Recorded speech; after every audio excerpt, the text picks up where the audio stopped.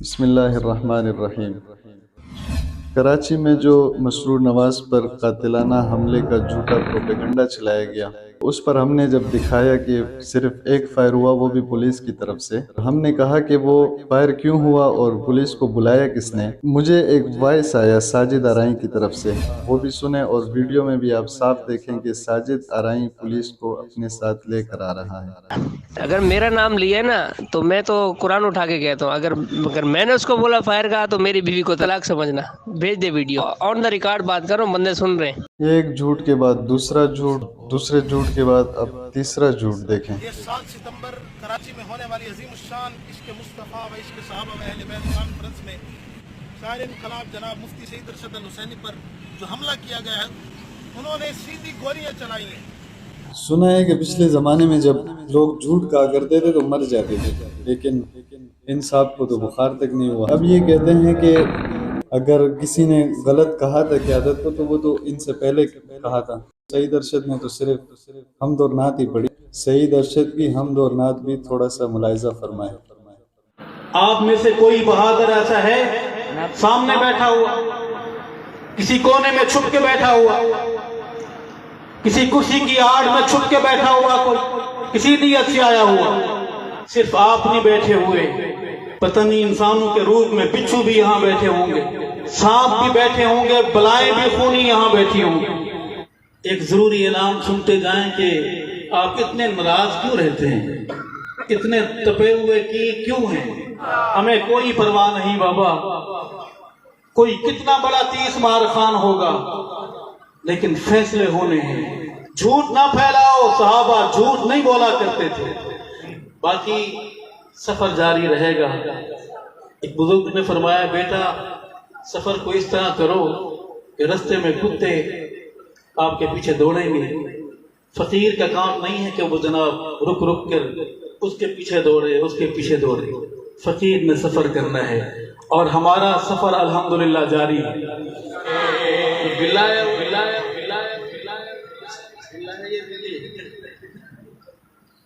یہ دودھ پینے والا بلا ہوگا، خون پینے والے بلوں سے اللہ بچائے۔ صحابہ والی گاڑی میں بیٹھنے کا ٹکٹ کس کس کے پاس ہے؟ اللہ نے دیا ٹکٹ اصلی ہے، حق آوازوں سے لیا ہے، ٹکٹ سنبھال کے رکھیں، 2 نمبریاں بڑی ہو رہی ہیں۔ مفتی سعید ارشد الحسینی کی یہ حمد اور نعت چونکہ جلسہ لائیو چل رہا تھا تو کارکنوں نے بھی سنا تو وہ پہنچ گئے جلسہ گاہ کے اندر، اور انہوں نے کوئی شرنگیزی نہیں کی۔ انہوں نے 2-4 نعرے لگائے، اور مفتی صاحب جو ہے اب آگے کیا کہہ رہے ہیں ان نعروں کو سن کر۔ ان شخصی نعروں نے ہمارا بیڑا غرق کیا ہے۔ لیڈر نعروں کا بھوکا ہو جاتا ہے، لیڈر کہتا ہے کہ میرے نام کے نعرے لگاؤ۔ تو مفتی صاحب یہ بات کرتے ہوئے اپنے نعرے بھول گئے جو وہ دن رات مسرور نواز کے حق میں نعرے لگاتے رہتے۔ ملاحظہ فرمائیں۔ مسرور مسرور مسرور مسرور مسرور مسرور جنگوی اساتے اساتے اساتے مسرور نالہا مسرور نواز جینے مسرور جینے مسرور جینے مسرور۔ تو اس جھوٹے مکار کی فریب کاریوں کے بعد ہم آپ کو اس فائر والے وقت اسٹیج اور پنڈال دونوں کے مناظر دکھاتے ہیں۔ غفلت نیند میں اپنی حاضری پیش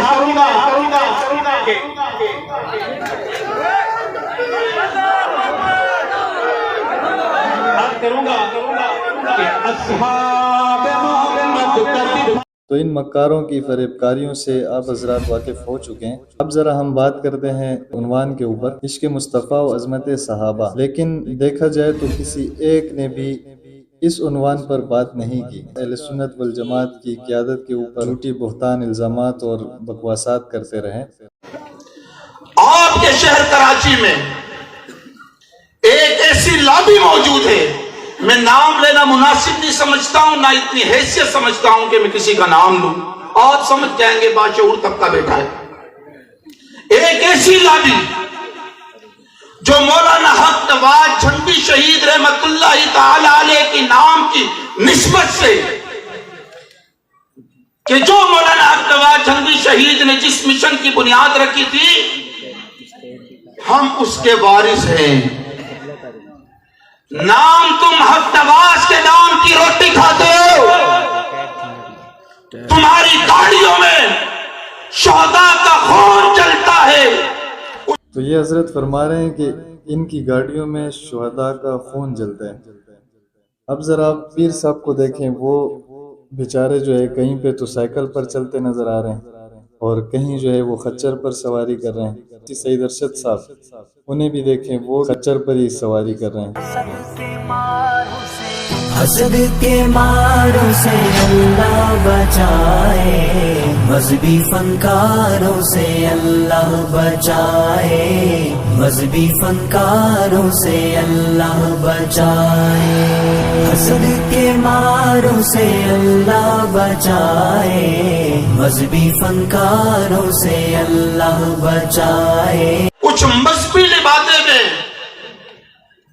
کچھ جبہ پوش شکاری ایسے ہیں جو نام بھی حق نواز کا کھاتے ہیں اور رستہ بھی حق نواز کے بیٹے کا روکتے ہیں.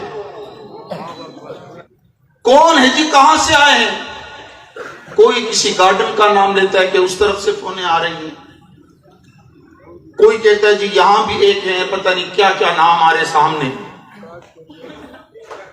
جس طرح تم مذہبی منافق ہو, مذہبی ڈاکو ہو, مشن کے غدار ہو, مشن فروش ہو, ایک بات اور کہوں جو مذہب کا نہیں وہ ملک کا بھی نہیں.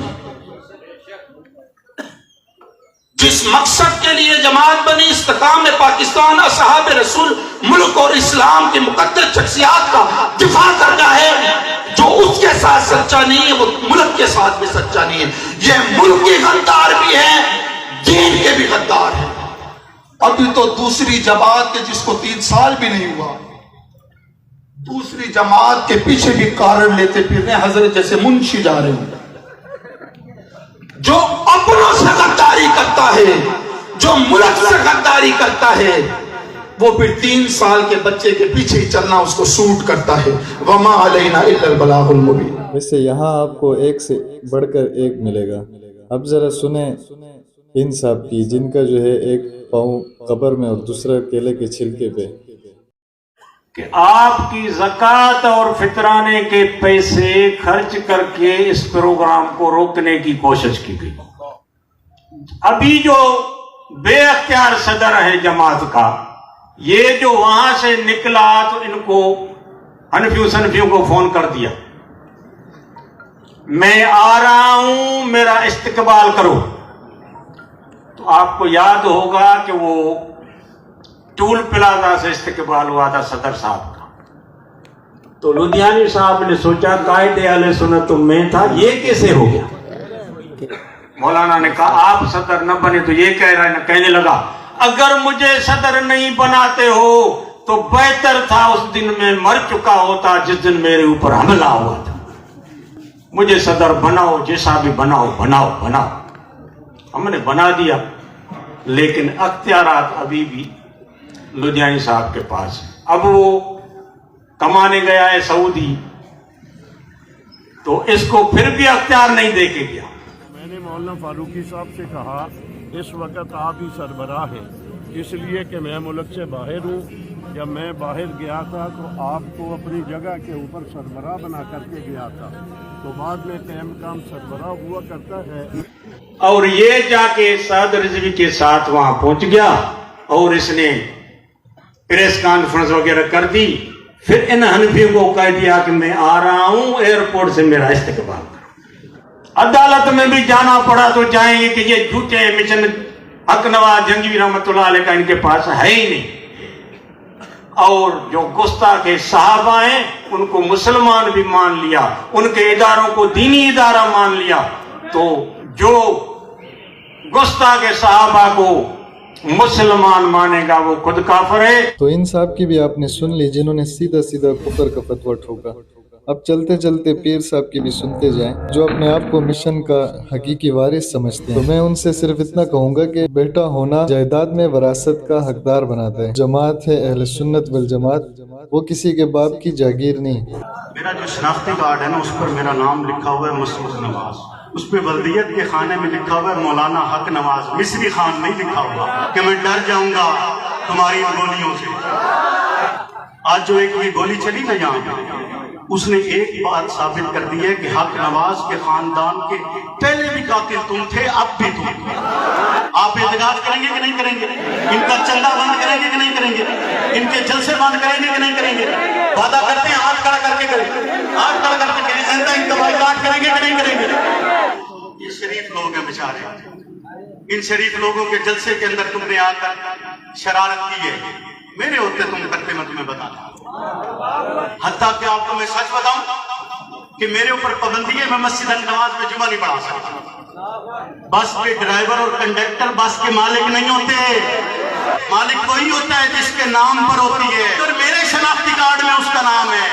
تمہاری گفتگو سے لوگ لے کر کیا جاتے ہیں سوائے بس واہ واہ واہ واہ واہ واہ واہ واہ، تمہیں بھی چسکا واہ واہ ہے، اور تو کچھ لے کر نہیں جاتے۔ اگر تم باز نہ آئے تو میں بتا دوں گا کہ تم اعلیٰ سطح کی میٹنگ میں کس کا ہاتھ پکڑ کر کتنی دیر تک ہلاتے رہے، تم نے کس سے کس مقصد کے لیے پیسے لیے، تم کون کون سا ایگریمنٹ سائن کر کے آئے، تم نے کہاں کہاں زمینیں اور جائیدادیں بنائی ہیں، تم گاڑیاں کیسے لیتے ہو، تم نے کس کس کی زمین پر قبضہ کیا ہے۔ اور حتیٰ کہ اگر تم باز نہ آئے تو میں اس سے بھی بڑی بڑی باتیں بتا دوں گا، اگر میں نے وہ بتا دی تو تم اس دنیا کو منہ دکھانے کے لائق نہیں رہو۔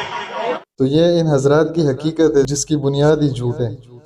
یہ ساری حقیقت آپ کے سامنے جب کھل چکی تو اس کا فیصلہ آپ ہی کریں کہ کیا آپ ایسے شخص کے پیچھے کبھی کوئی نماز ادا کرنا پسند کریں گے؟ مذہبی فنکاروں سے اللہ بچائے۔